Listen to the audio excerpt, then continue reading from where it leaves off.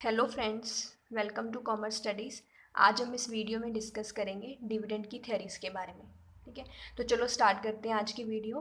First of all, अगर मैं आपको बोलूँ कि डिविडेंड क्या होता है, अगर डिविडेंड थ्योरीज को डिस्कस करना है, सबसे पहले हम इसका डिविडेंड का मीनिंग डिस्कस करेंगे, उसके बाद में इसकी थ्योरीज को एक्सप्लेन करेंगे। तो सबसे पहले डिविडेंड क्या होता है। डिविडेंड अगर मैं आपको सिंपल टर्म्स में बताऊँ, dividend means the part of company's profit that is distributed to the shareholder. कि कंपनी का प्रॉफिट का वो पार्ट जो हम शेयर होल्डर को डिस्ट्रीब्यूट कर देते हैं, उसे क्या बोलते हैं, उसे डिविडेंड बोलते हैं। ठीक है, जैसे मैं यहाँ पे अगर आपको एग्जांपल लूँ, ठीक है, एग्जांपल से बताती हूँ। जैसे 1 लाख रुपीज़ कंपनी का क्या है, प्रॉफिट हुआ। ठीक है, अब ये 1 लाख रुपीज़ कंपनी के पास दो ऑप्शन है। ठीक है, या तो कंपनी इसे रिटेन कर लेगी, ठीक है, या फिर कंपनी क्या करेगी, इसे डिस्ट्रीब्यूट कर देगी। कंपनी के पास दो ऑप्शन होंगे। ठीक है, इस प्रॉफिट को या तो वो अपने पास रख लेगी या फिर वो डिस्ट्रीब्यूट कर देगी। डिस्ट्रीब्यूट किसे करेगी, शेयर होल्डर्स को। ठीक है, ये कौन है, शेयर होल्डर्स। शेयर होल्डर्स को कंपनी डिस्ट्रीब्यूट कर देगी। ये रिटेन करेगी, उसे क्या बोलते हैं, रिटेन्ड। उसे क्या बोला जाता है, रिटेन्ड अर्निंग। रिटेन अर्निंग्स बोलते हैं। ठीक है, अगर अगर कंपनी 1 लाख रुपीज़ अपने पास रख लेती है तो उसे क्या बोलेंगे, रिटेन्ड अर्निंग। अगर वो डिस्ट्रीब्यूट कर देते हैं तो उसे क्या बोलेंगे, डिविडेंड। ठीक है, उसे हम क्या बोलते हैं, डिविडेंड बोलते हैं।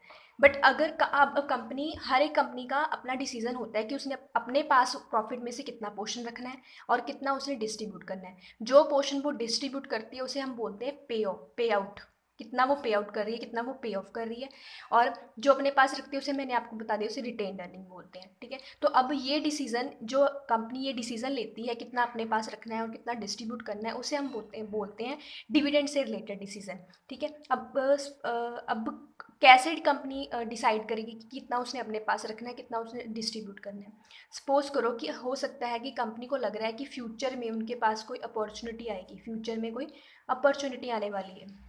ठीक है, अपॉर्चुनिटी आएगी कि कंपनी ये पैसा अगर अपने पास रख ले तो कंपनी को 10% से या 20% से 30% इस पर कुछ प्रॉफिट हो सकता है आगे फर्दर।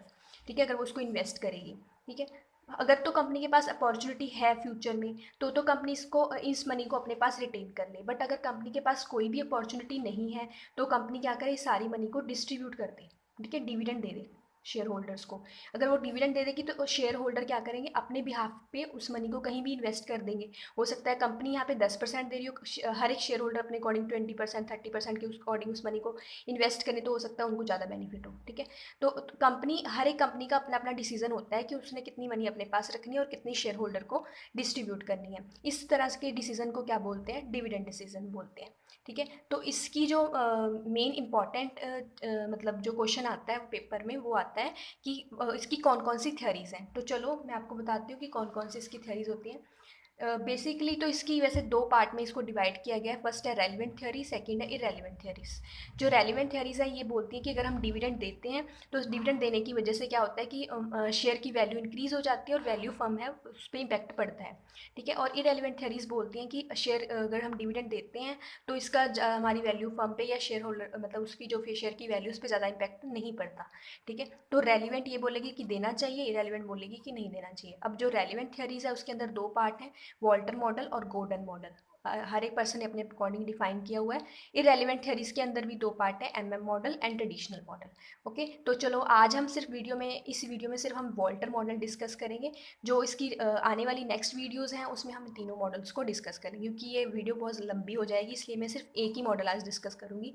तो चलो स्टार्ट करते हैं वॉल्टर मॉडल को। देखो वॉल्टर मॉडल क्या है। वॉल्टर मॉडल मैंने अभी आपको बोला कि एक रेलिवेंट बताता है। ये बोलता है कि अगर डिविडेंड अगर हम देंगे तो इस ये हमारे लिए रेलिवेंट है, अगर हमें देना चाहिए। ठीक है, रेलिवेंट है, वो बोलता है कि डिविडेंड देने से इम्पैक्ट पड़ता है। ठीक है, बट ये जो थ्योरी है ना, इसने कुछ अजम्पशन मान के चली है। जैसे कौन कौन सी अजम्पशन उन्होंने मानी है, तब वो बोलते हैं कि डिविडेंड देने का इम्पैक्ट पड़ता है। फर्स्ट है कि all the financing through retained earning, कि जितनी भी मैं फाइनेंसिंग कंपनी को पैसे चाहिए वो सारे किससे कर रही है, रिटेन्ड अर्निंग से कर रही है। जितना उसके पास मनी रिटेन करके रखी हुई है पुरानी, तो उससे वो यूज़ कर रही है। नेक्स्ट है आर, और जो के है ना वो कांस्टेंट है, रेट ऑफ रिटर्न और कॉस्ट ऑफ कैपिटल जो है वो कांस्टेंट, हम ये मान के चलेंगे कि वो कांस्टेंट रहेंगे। ठीक है, उसके इन्वेस्टमेंट इंक्रीज होने वगैरह से उस पर कोई इम्पैक्ट नहीं पड़ेगा। All the earning are either retained और डिस्ट्रीब्यूटेड, तो या तो अर्निंग जितनी भी हो रही, जैसे मैंने आपको पिछली वाली एग्जांपल में क्या बोला था कि 1 लाख की अर्निंग हो रही थी, ठीक है, तो वो 1 लाख की अर्निंग क्या, या तो वो रिटेन कर लेगी या वो डिस्ट्रीब्यूट कर लेगी, मतलब थर्ड ऑप्शन कोई भी नहीं है, या तो वो अपने पास सारी रिटेन कर ले या वो डिस्ट्रीब्यूट कर ले, तो दो ही ऑप्शन है। और फोर्थ उन्होंने क्या बोला कि ईपीएस और डीपीएस है वो कांस्टेंट रहेंगी, ठीक है, ये अजम्पशंस हैं, वो मान के चलते हैं तभी हम इस मॉडल को अप्लाई कर पाएंगे। नेक्स्ट फिफ्थ है, वो बोले कि जो फर्म है वो परपेचुअल लाइफ, जो कंपनी फर्म की जो लाइफ है वो क्या है, परपेचुअल है, ठीक है, तो ये अजम्पशंस हम मान के चलेंगे तभी हम वॉल्टर मॉडल को डिस्कस करेंगे। अब वॉल्टर ने जो पर्सन था, उन्होंने ना इस मतलब थ्योरी को 3 पार्ट में डिवाइड किया था। उन्होंने बोला कि देयर आर 3 सिचुएशंस। जो फर्स्ट सिचुएशन होती है वो क्या है कि आर और के, यहाँ पे ना आर और के की बात होगी, तो पहले मैं आपको आर और के का मीनिंग बताती हूँ। देखो आर क्या है और के क्या है, ठीक है, के का मतलब है कॉस्ट ऑफ कैपिटल, क्या है, कॉस्ट ऑफ कैपिटल। जो आर है, आर का मतलब क्या है कि अगर कंपनी वो 1 लाख रुपीज़ थे, अब उसी एग्जांपल को कंटिन्यू करती हूँ मैं, 1 लाख रुपीज़ थे, अगर वो 1 लाख रुपीज़ कंपनी कहीं पे इन्वेस्ट कर देती तो कंपनी को जो रिटर्न मिलती ना, कंपनी को जो रिटर्न मिलती वो उसे क्या बोलेंगे, आर, रेट ऑफ रिटर्न, ठीक है, अगर वो कहीं पे इन्वेस्ट कर देती जो रिटर्न मिलती उसको क्या बोलेंगे, R, that is rate of return, ठीक है। तो आप इसको याद रखने के लिए मैंने वही एग्जांपल को कैरी मतलब आगे किया कि आप उसी के अकॉर्डिंग उसको याद रखो, ठीक है, आर और के को। तो चलो पहले फर्स्ट क्या है, अगर आर इज ग्रेटर देन के है, इसने थ्योरी को 3 पार्ट में डिवाइड किया है। अगर आर ग्रेटर देन के है, मतलब अगर हमारा rate of return on investment है वो ज़्यादा है, किससे ज़्यादा है, कॉस्ट ऑफ कैपिटल से, के से ज़्यादा है, अगर ये वाली सिचुएशन है तो इस वाली सिचुएशन को हम क्या बोलेंगे, ग्रोथ फर्म, क्या बोलेंगे, ग्रोथ फर्म बोलेंगे। आर में means rate of return on investment. मान लो कि अगर कंपनी कहीं पे इन्वेस्ट करती है तो कंपनी को कितना प्रॉफिट होता है, मतलब रेट ऑफ रिटर्न 20% है कंपनी की, बट कॉस्ट ऑफ कैपिटल क्या है, 10% है। तो इस केस में क्या हुआ, कंपनी क्या होगी, ग्रोथ फर्म होगी। तो इस तरह की कंपनी को क्या करना चाहिए, इस तरह की फर्म को क्या करना चाहिए कि उनकी मतलब जो रिटर्न है वो ज़्यादा हो रही है ना, तो इस तरह की कंपनी को क्या करना चाहिए, सारी की सारी मनी जो है वो रिटेन कर लेनी चाहिए, ठीक है, रिटेन करके रखे क्योंकि उनकी रिटर्न ज़्यादा है, ठीक है। बट अगर रिटेन करके रखनी चाहिए, इस सिचुएशन में जो पे आउट होना चाहिए ना वो ज़ीरो होना चाहिए, मतलब इस सिचुएशन में ये बोल रहा है कि नो डिविडेंड, डिविडेंड ना दो, ठीक है, इस सिचुएशन में हम ये बोल रहे हैं। बट अगर सेकंड सिचुएशन आ गई, ठीक है, ये थी ग्रोथ फर्म, अगर हमारी आर ग्रेटर देन के है तो इस सिचुएशन में हम क्या होंगे, ग्रोथ फर्म होंगे, और हमें सारी की सारी मनी रिटेन कर लेनी चाहिए, हमें डिविडेंड नहीं देना चाहिए, पे आउट 0% होनी चाहिए, मतलब जो भी हम कमा रहे हैं, जैसे पीछे वही वाले एग्जाम्पल में 1 लाख रुपीज़ कमा रही थी तो वो सारा का सारा मैं अपने पास रख रही हूँ, अगर मैं इस तरह की फर्म हूँ तो, ठीक है, ये फर्स्ट सिचुएशन थी। सेकंड सिचुएशन क्या है कि अगर आर इज लेस देन के है, दैट मीन्स ये रेट ऑफ रिटर्न जो है मेरा, मैं बार बार यहाँ पे नहीं लिख रही, रेट ऑफ रिटर्न और अगर मेरा लेस देन है कॉस्ट ऑफ कैपिटल से, तो मैं कौन सी फर्म हूँ, डिक्लाइनिंग फर्म हूँ। इसका मतलब क्या हुआ कि मेरे पास फ्यूचर में कोई अपॉर्चुनिटी नहीं है इन्वेस्ट करने के लिए, तो मैं क्या करूँगी, सारा का सारा, सारी की सारी जो मनी है मतलब प्रॉफिट है वो सारा का सारा डिविडेंड की फॉर्म में दे दूँगी, ठीक है, डिविडेंड डिस्ट्रीब्यूट कर दूँगी, इसमें मैं अपने पास नहीं रखूँगी, रिटेन्ड नहीं करूँगी, मैं इसमें रिटेन्ड नहीं करूँगी, ठीक है। ये थी सेकंड सिचुएशन। फर्स्ट सिचुएशन थी जब आर इज ग्रेटर देन की है तो वो ग्रोथ फर्म है, वो रिटेन करे, आर इज लेस देन की है तो वो डिविडेंड दे दे क्योंकि वो डिक्लाइनिंग फर्म है, उसके पास कोई इन्वेस्टमेंट अपॉर्चुनिटी नहीं है। थर्ड सिचुएशन है आर इज इक्वल्स टू के, अगर आर इज इक्वल्स टू के है दैट मीन्स वो नॉर्मल फर्म है, नॉर्मल फर्म है तो कंपनी पे ही डिपेंड करेगा कि अगर तो कंपनी देना चाहती है डिविडेंड तो वो दे दे, ठीक है, तो अगर नहीं देना चाहती तो ना दे, अपनी मर्जी है, कंपनी पे डिपेंड, यहाँ पे लिख दूँ मैं सिंपल टर्म्स में, कंपनी पे डिपेंड करता है, कंपनी पे डिपेंड करता है ये कि भी देना चाहती है तो दे सकती है, अदरवाइज अगर नहीं देना चाहती तो ना दे, ठीक है। तो ये हमने एक मॉडल को डिस्कस कर लिया है, ठीक है। अब जो इसकी नेक्स्ट वीडियो होगी उसमें मैं इसका प्रैक्टिकल जो है ना, ये तीनों सिचुएशन को प्रैक्टिकली आपको करके दिखाऊंगी, फिर इसका आपको मतलब और ज़्यादा क्लियर हो जाएगा। वैसे तो आपको क्लियर हो गया होगा कि अभी मैं आपको एक बार इन शॉर्ट में रिवाइज करा देती हूँ, हमने क्या क्या किया।